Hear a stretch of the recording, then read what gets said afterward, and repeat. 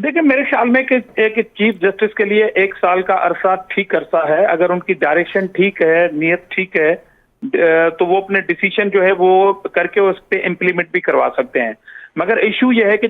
बड़ी मादरत के साथ कि चौधरी इफ्तिखार के बाद आने वाले तमाम मौजूद चीफ जस्टिस साहबान जो रिटायर हो गए, उनके रिटायरमेंट के बाद हम ये बड़ी मादरत के साथ कहना पड़ रहा है कि आइडियल एक पॉलिसी या सिचुएशन नहीं कह सकते हैं कि वो जो हमारे आम केसेस हैं वो अब उसकी फिगर जो है वो साबिक चीफ जस्टिस साहब बता के गए कि 56,000 से अब हो चुकी है, प्लस हो चुकी है। तो अब कोई भी चीफ जस्टिस उस फिगर को कम नहीं कर गया जाते जाते रिटायरमेंट पे, ताकि हम जब ये तबसरा कर रहे हो तो हम कहें कि जी उस लिस्ट को जरा उन्होंने कम किया, बहुत सारे केसेस निपटाए, मगर पॉलिटिकल और कॉन्स्टिट्यूशनल जो हमारे रेफरेंसेस थे या जो केसेस थे उन पे बड़ी जो हमारे साबिक चीफ जस्टिस साहिबान थे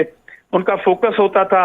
और उन पे डिसीजन पे फिर पॉलिटिकल तबसरे बहस मुबाहसे शुरू हो जाते थे। आम शहरी को, कॉमन सिटीजन को उनका कोई फायदा नहीं हो रहा था। तो ये तवक्का पीपुल्स पार्टी रखेगी नए चीफ जस्टिस से कि वो जहां तक कॉन्स्टिट्यूशनल जो उनके केसेस हैं उनको इमीडिएटली, यहाँ तो इतवार को भी अदालतें खुली और यहाँ पर तो जो हाई कोर्ट में केस चल रहे थे ड्यूरिंग उस केसेस के सुप्रीम कोर्ट डिसीजन दे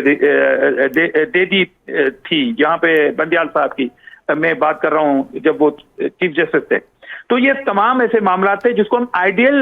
एक सिचुएशन नहीं कह सकते। आइडियल सिचुएशन के लिए जो जजेस हैं, बेंच होगी, उनके जो फैसले होंगे